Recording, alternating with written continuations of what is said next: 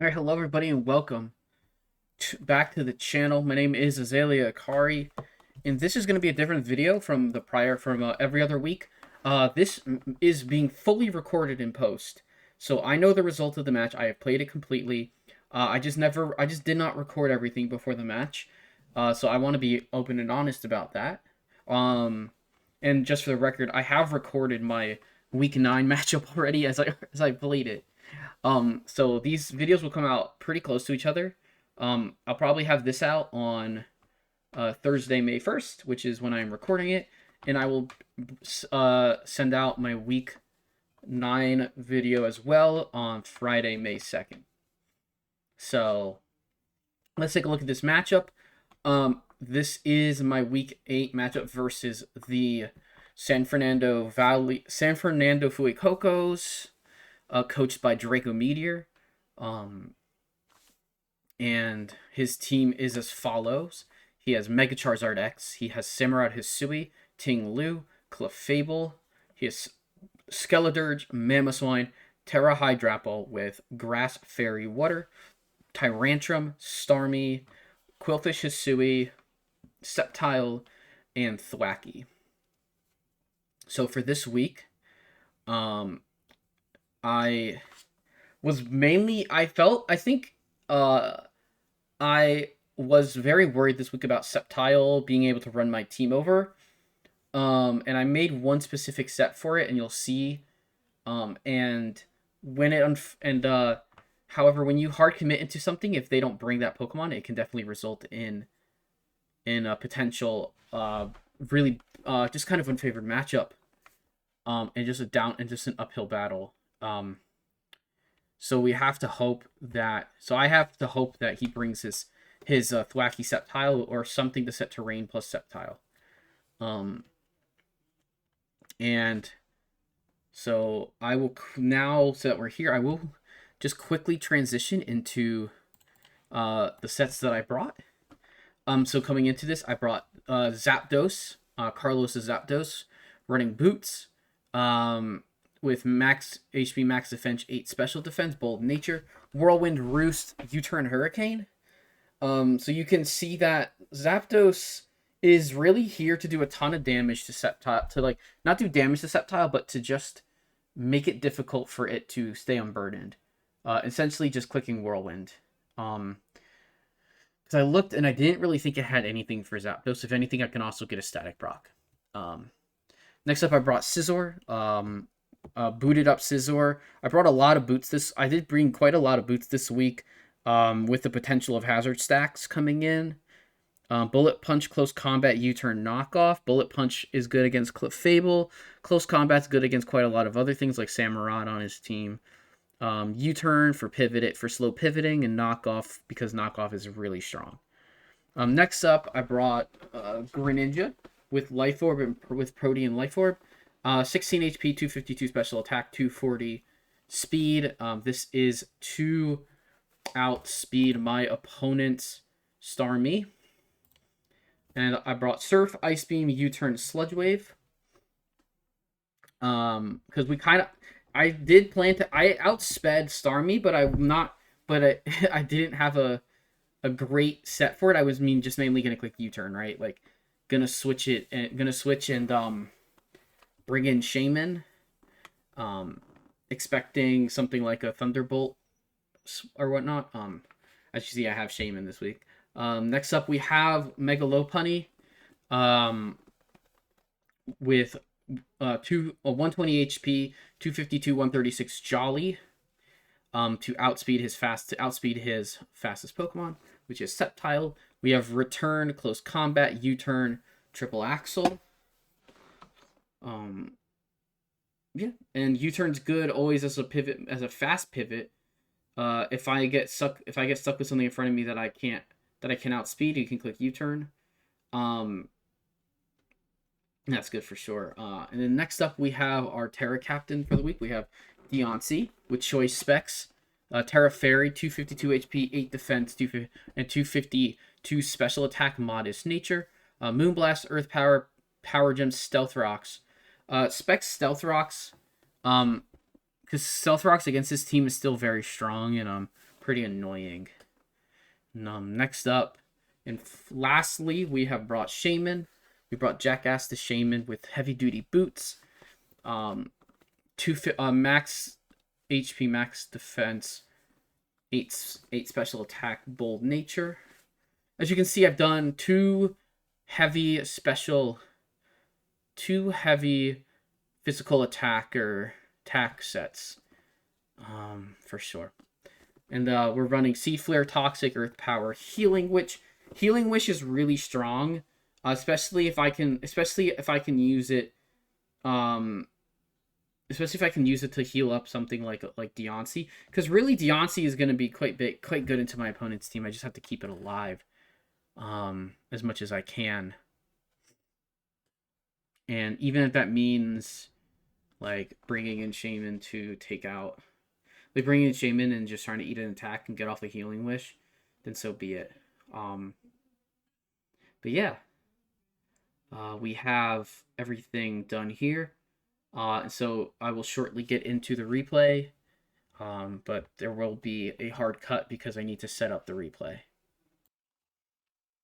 All right, here we are with the replay of the match. As you can see, my opponent has brought Hydrapple, Charizard, Skeledirge, Tinglu, Samurott, and Clefable. So my opponent did not bring his Sceptile. When I saw this, I was like, oh boy. Because this is the exact team that was brought against me in Mox by Neji Boston. Shout outs to Neji Boston for Mox for the week. And this absolutely did not, like, I came into this and I was like, okay, I have enough to deal with his team. But my Zapdos is kind of in a bad position now. And it's mainly, and it might just be here as a defogger. Actually, I don't, and it might, and it doesn't, I don't even think I brought defog, which made it tough, honestly. Because I really wish that because I was supposed to set my own hazards and have them be really annoying, going in, but then last second I changed my plan. So I'll go through it and we can go turn by turn. So I led Lopunny into Hisui and Samurott. So what I honestly should have done here is I honestly should have probably just clicked the fighting move. Potentially. Or I should have just clicked U-turn or something like that, right? I ended up as you'll see here, I ended up hard switching. So my opponent goes to Ting Lu, and I hard switch to Shaman, which is actually pretty good for me. Because I can click Toxic or I can click Seed Flare. But I ended up just going Toxic, expecting a switch. And so I got Toxic down on his Terra Hydrapple. But from here it's very risky to stay in, so I switched to Scizor on a Draco, which takes so much damage.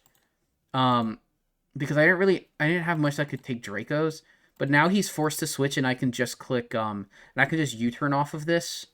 So using my slow pivot, and that gets me Greninja in on his Pokemon that does not want to take a Surf. So I know it has to switch. I looked at his team and thought there's one switch where becoming Poison isn't good. And that is if there's two things. One is that he calls me running Sludge Wave. Sludge Wave is a move that I've run pretty consistently this season on Greninja. So he could have called that and clicked Earth, and maybe has Earth Power, because I believe Skeledirge has Earth Power, and called me out with an Earth Power, which would have been devastating. But I kind of expected him to switch back to his Hydrapple, expecting Surf. So I called the Hydrapple switch, and I went for Sludge Wave, and I got the Oko. So this is a huge momentum. This is huge for me. So this is huge, getting the Hydrapple down for sure. Terra's down. I don't have to worry about it. But everything I'm doing this game is still in the back of my mind that my opponent has a Scarf Hisui and Samurott in the back that I do not have good ways, that I don't have that much answer for. I don't have Thunderbolt I don't have Thunderbolt to switch in my Zapdos on it and just hit it with a Thunderbolt. Like because I was running Whirlwind. Whirlwind being for Sceptile. So it's not the end of the world it's not the end of the world, but it is really difficult. Like, I need to get Deontay in and Terra and be able to live and attack, essentially. Predict something. Yeah. But he brings back in Samurott, and so I force to switch to Shaman, who is max defense, and it's gonna take a Ceaseless Edge and not do much damage. Switches right away. I called the switch with an Earth Power, expecting it to be exactly Skeledirge, and I knew that Shaman just has to take out the Pokemon. However, going into this next turn, I have to make a read. I have to make a hard. I'm not sure if my opponent's gonna save his Skeledirge and go to Charizard. If he does that, I have to hit Healing Wish. I essentially have to click Healing Wish because I'm now at 25%. I'm at 20%, but I thought that my opponent would not worry about saving his Pokemon in the end. And that turned out to this turns out to be a very bad situation now where I have a 20% health Shaman into a Charizard. And I am forced to decide what I want to do in front of a Charizard that does not have to Mega. Like, this doesn't have to become Charizard Mega X. It can just click a move.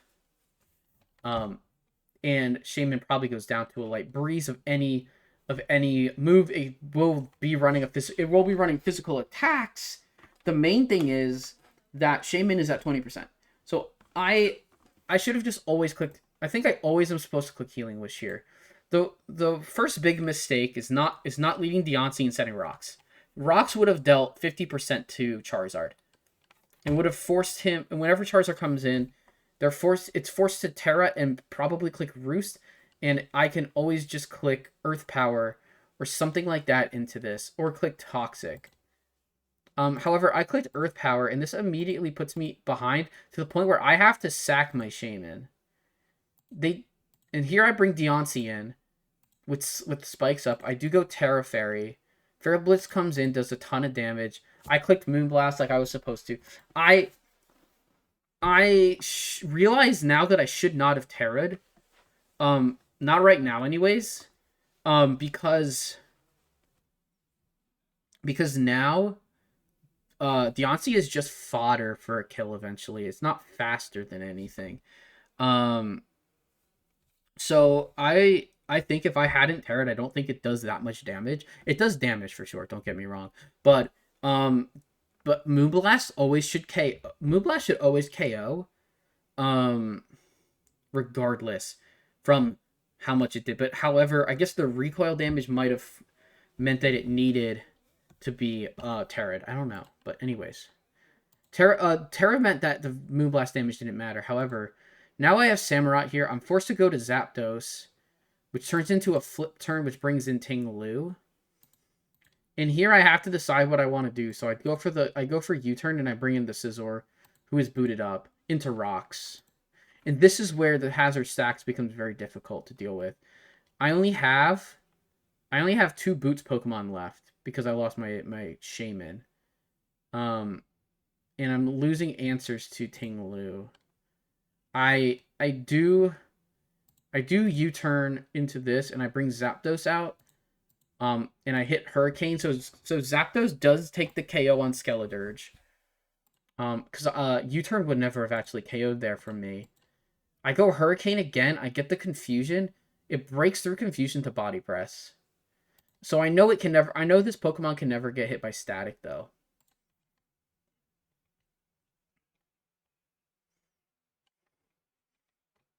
Okay, so once my boots got knocked off, that was extremely bad.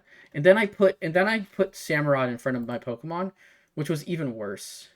However, he couldn't really do much damage, so I was just able to click Roost here. Hurricane comes out, does 22, no Confusion, Ruination, taking half my health is really bad. But so I just went for Hurricane, knowing that it couldn't really do much. It went for Earthquake, predicting me to Roost.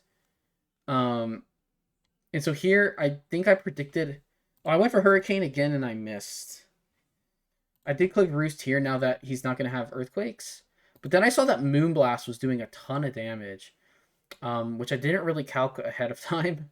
And I was like, okay, I don't know if I can 1v1 this thing with what I have. So I ended up sacking Deontay into the Moonblast, bringing Scizor in, and then HAMUROTT comes out, and I just hit...